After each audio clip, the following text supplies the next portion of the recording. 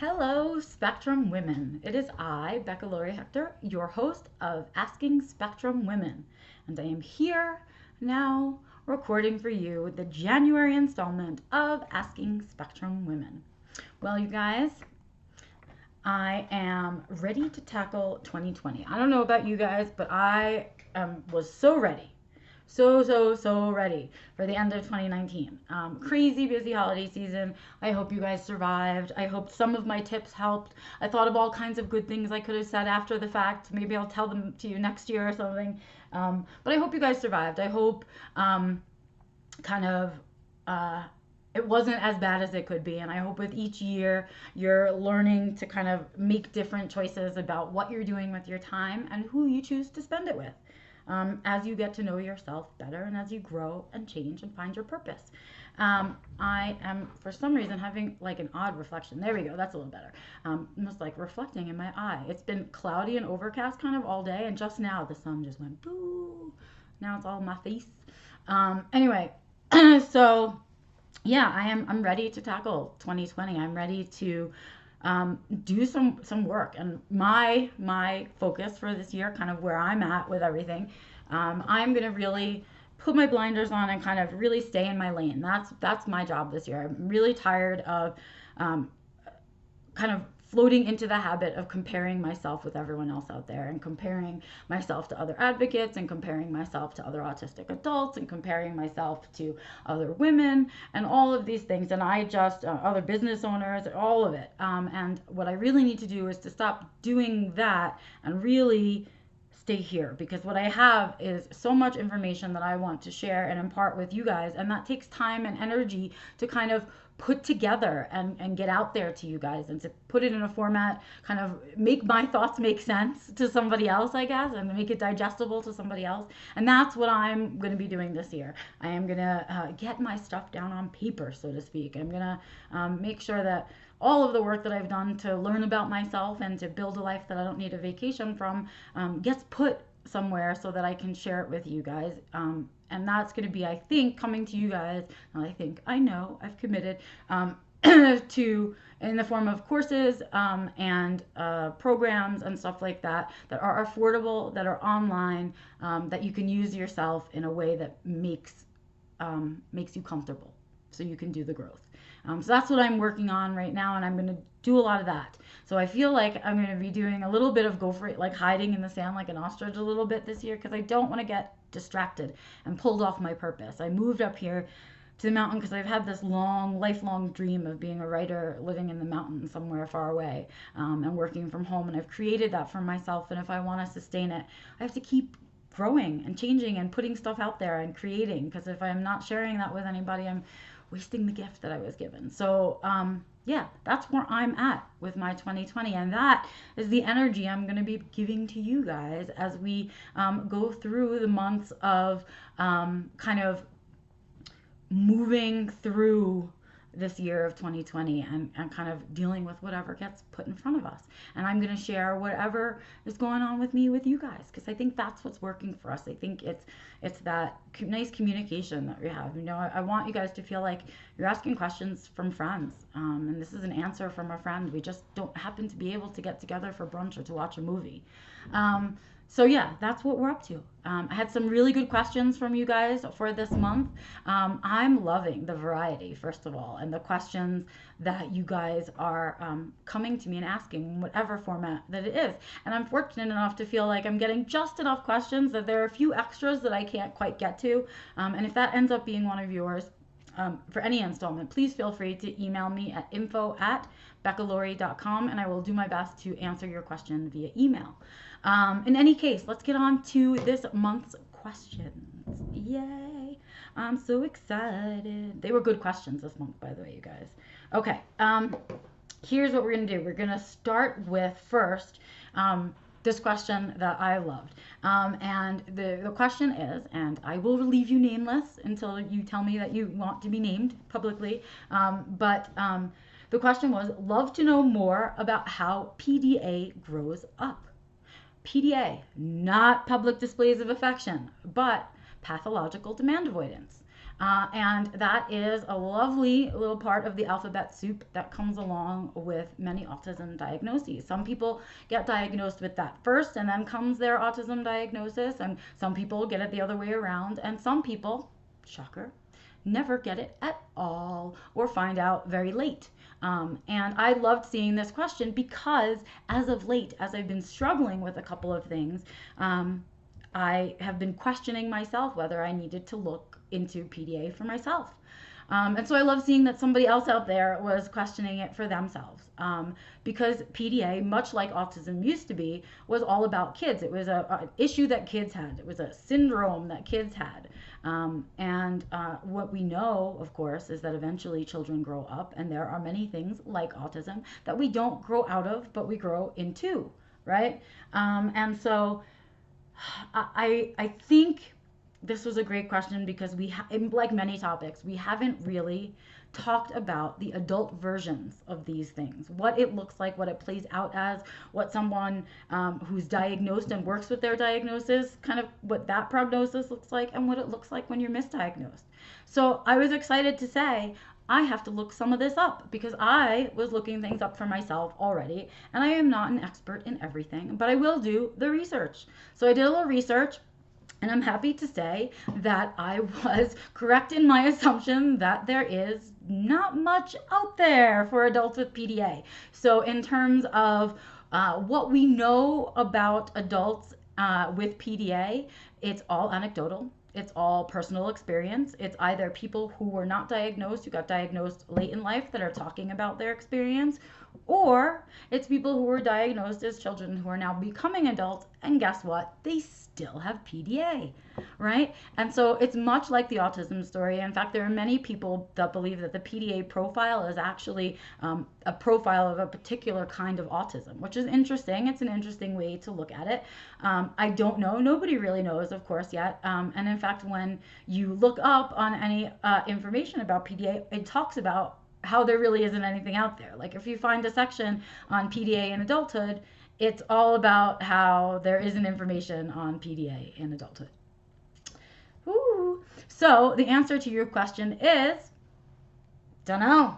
We can guess. We can surmise by people's experience. A lot of people are talking about the part of PDA where it's the daily responsibilities that people are avoiding, and they avoid them so much that it gets them into other problems, where it may lead to other mental health issues or behavioral issues, or it may lead, undiagnosed and untreated, of course, that it may lead to those things, and that it may lead to other things, which makes it also similar to what happens to autism when it goes undiagnosed, right?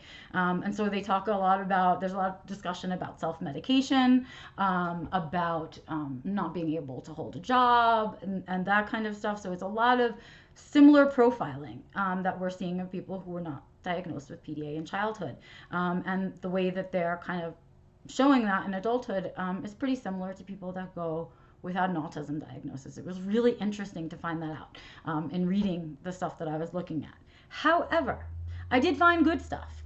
And so, of course, the best and most forward-thinking stuff was coming out of the UK, and all of the good information came out of the UK. So if you are actually in the UK, you're in the right place for PDA. If not, that's where you should be looking for information. National Autistic Society there has a page on it. There was one research study that I found that was kind of interesting about the measurables of PDA in adulthood. And I found the one resource that I think is probably the one I'd recommend first, I guess, that was the most, I felt like, concise, was the PDA Society. Who knew? Who knew there was a PDA Society until I looked it up? And it's, of course, based out of the UK, but there was a lot more information about adults within there, and that was pdasociety.org. In any case, I will put links to all of those things in the description of the video so you can start looking for yourself. Not shocker, not that much out there. Shouldn't take you very long. That is the truth. And so that is the answer to that question. I was glad to research it because, again, I'm going to be continuing to think about it for myself and whether or not I want to pursue that piece of a diagnosis for myself. We'll see. Who knows? All right, next question. Next question. Okay, this was such a good one. Another good one, you guys. So good. It's long, so I'm going to skim through.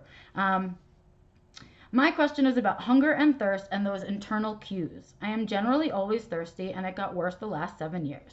We went on. Also, a history of bulimia and now overeating and emotional eating. Um, I'm super I'm super sensitive to my cues of thirst and hunger, but I feel the slightest hunger pain and it's uncomfortable. Clearly, my brain saying eat something. How do other people manage? Is this a thing? Well, guess what? Dear, it is a thing. It is a thing. It is called interoception. Interoception is the concept of the communication between your body and your brain, right? It's the way that your body tells your brain what it needs. It's the way that communicate together. So those feelings of hunger, those feelings of thirst, those feelings of tiredness or exhaustion, whatever they may be, and being able to pain, right? Things like that, being able to identify them. Alexithymia. Being able to identify them, and then kind of being able to understand whether or not that communication is working well or working poorly. And shocker of all shocks, as autistics go, we struggle a lot with interoception. We struggle so much to communicate between our body and our brain. Some of us are hypersensitive and some of us are hyposensitive, meaning some of us are really, really sensitive to being thirsty or hungry, and some of us don't feel it at all. And that can be really dangerous. It can be scary. It can be frustrating. Man, I probably spent a good portion of my life being angry and annoyed at everybody and the way the world was working. And you want to know, it was probably all about being hangry. God damn it. I mean, most of the time I was probably hangry or having sensory overload or some of those things. And A, I didn't have the language to know that was going on for myself. And B, the communication wasn't happening right. So I wasn't learning how to kind of know when my body was telling me something was up. And so by the time I understood it, I was hungry, was too late. I'd already probably needed to eat 6 Snickers by the time that happened. And the same thing with bathrooming. Some of us get really focused on the task at hand, whatever it is that we're working on, and we forget all our bodily needs.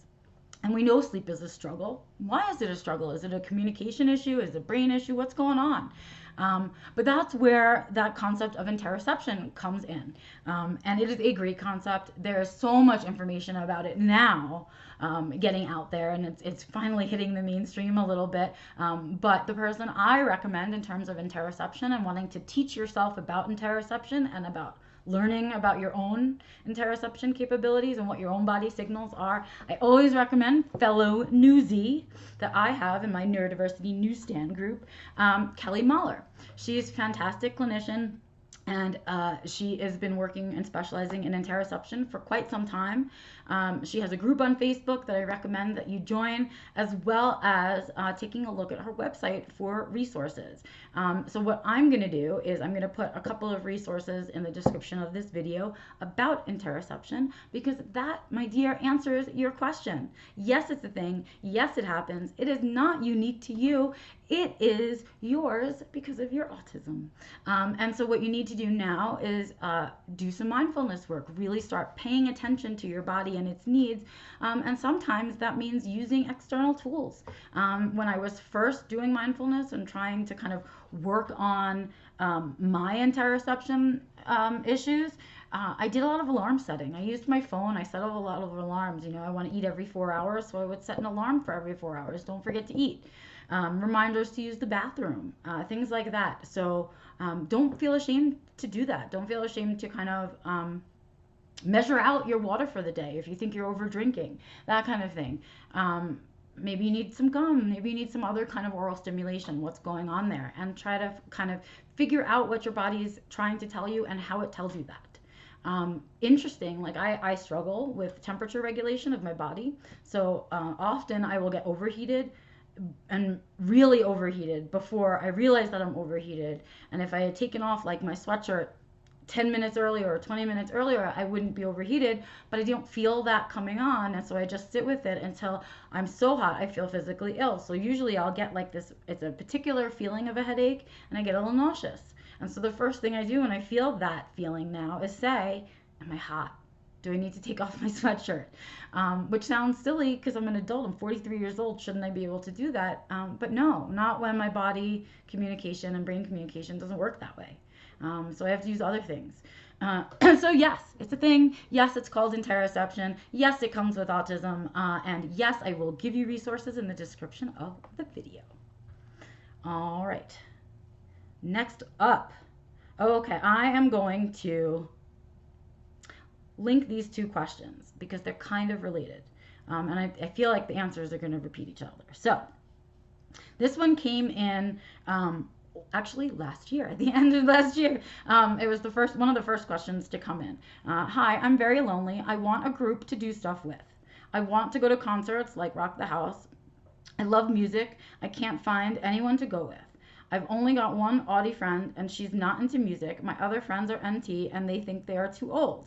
I need a social group. Oh, love, love, love, love. Okay. And the other question is, I used to struggle to connect with other women, but it's vastly easier if it's an autistic woman. Have you experienced this? Yes. Okay, so social questions. I love that these are social questions. So, to the lonely person out there, understanding that you have social needs and that you want to meet them is awesome.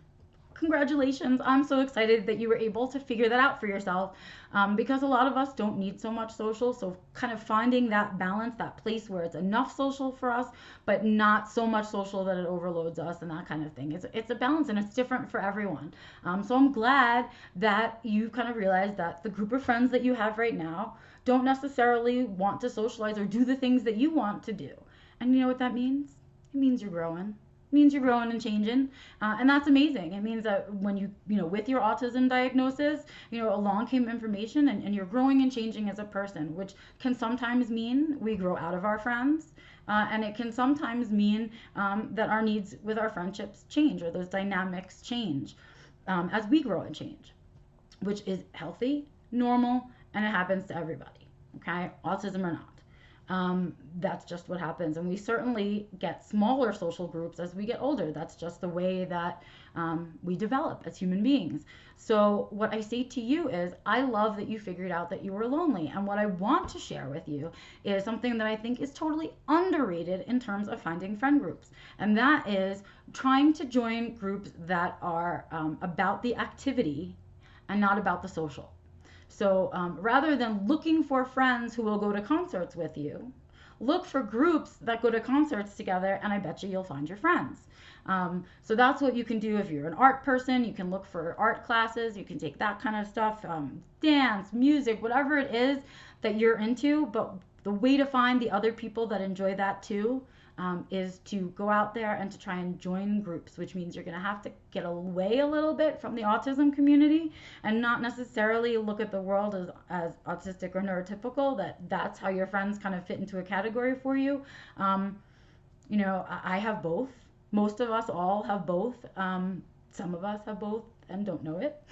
But I think kind of deciding who to spend time with is about deciding who likes to do the things that you like to do. Like, what do you want to spend your time doing? Go out and start spending your time doing it, and you'll find those people who like doing it too.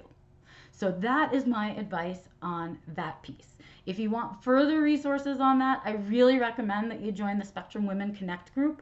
There's a bunch of us sitting around who are followers of the Spectrum Women group or writers and editors of the Spectrum Women magazine. And we've joined a group there on Facebook called Spectrum Women Connect, where you guys can meet each other and start asking questions like these, because they're good ones. You're also welcome, of course, to join my Facebook group, Neurodiversity Newsstand. It's also on LinkedIn because there's a bunch of us in there too. And that's what I say. I say that most autistics are comfortable behind the computer. You'll find a lot of us in like-minded groups. You'll find probably more neurotypicals out there doing stuff. But I think if you push yourself to kind of get out there and do more of the stuff you enjoy, you'll find more people who also enjoy it. So that is that question. The other half of the question, which went, which was to ask about communication amongst women and communication versus communication amongst autistic women. And my answer is Yes, I have experienced this. Yes, it is true. And no, I'm not surprised. I'm not interested in the things that most neurotypical women are interested in. I'm not interested in doing those things or talking about those things. I'm not necessarily interested in the drama that I think comes along with those relationships. Um, for me, I think it's a lot of miscommunication stuff with those relationships among autistic versus neurotypical women. Neurotypical women like to talk in a lot of grades. They like to do a lot of hinting. They like to ask questions and things like that. And there's a lot of secret keeping and lies. And there's a lot of all of that stuff that goes on amongst neurotypical women. It's why I think as autistic girls, we struggle so much in the social realm because when those girls are learning that stuff, we don't want to bother. We're not interested in learning that stuff. And so I think that just continues on in adulthood. The autistic women that I speak to, that isn't to say that I like all autistic women that I've ever met. Let me be clear. You don't have to like all autistics you ever meet just because you're autistic. They're people. You don't have to like them all, right? But I will say that every time I've met an autistic woman, I've figured out a way to connect or communicate with that autistic woman, mostly because I think that's what the other autistic woman is looking for too. We're always looking for like a connection piece, a place, a common ground, something that we can talk about with confidence or get excited about. And it's not that chit chat stuff. And so when both participants in the conversation want to skip over that chit chat stuff and get to the meat and potatoes of what it is that they want to talk about, the conversations get very deep very fast, and your relationships get very close very fast. Which can mean heartache on one side because sometimes, people are people and they break our trust. And that can feel terrible when you've really established a relationship with someone.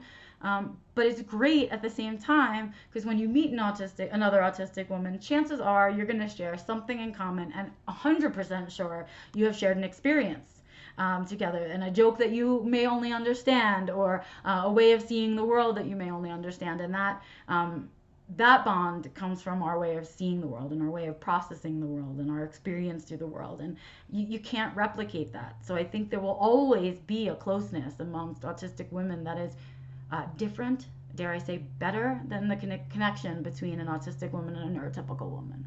I think there's a point to which we can unmask with neurotypical women, and if we go any further than that, they get uncomfortable, or we get uncomfortable with their discomfort, and then we're always trying to kind of please and iron it out, and it's not as comfortable as a friendship with an autistic woman when you have to cancel at the last minute. For example, that's a great one. If I'm having to cancel for the last minute with another autistic, it takes me 2 seconds. Hey, sorry, I'm out of spoons. Do this again another time? Yep. That's it, right? If I need to tell a neurotypical woman that I'm canceling plans, well, I better have a better excuse than I'm out of spoons. So I have to come up with something like that. And for sure, there's going to be a 20-minute conversation on the line of this about what that person can do to help me. Should we just go anyway? It'll make me feel better, things like that. And so it's always it's more work. It's just like it is for, I think, any autistic with a neurotypical versus an autistic with an autistic. The communication, the effort is different.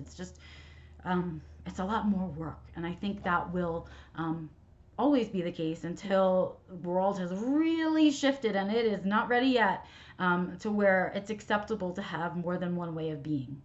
And when the world is done with the sameness thing that it's into right now, when it's done with this need for sameness, I think the brains of those people will be open to different ways of being, and that means that the communication will open up.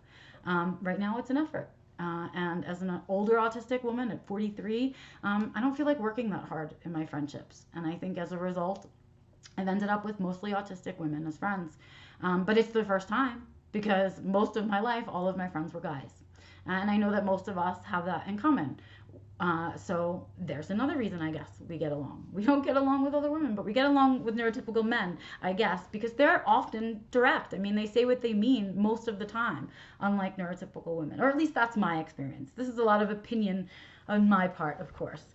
It's all just my opinion. There's no written in stone answer to any of these things, but that's my opinion. I really do think it's a really special relationship. So if you are an autistic woman and you have a friendship with another autistic woman or many autistic women, value those friendships. That connection is rich and deep. And it's not something you find every day, and it's most definitely not something that you can really have with a neurotypical. Not now. It's different. And so, yeah, that's my answer to your question. Vastly different, correct. And yes, much easier, autistic to autistic.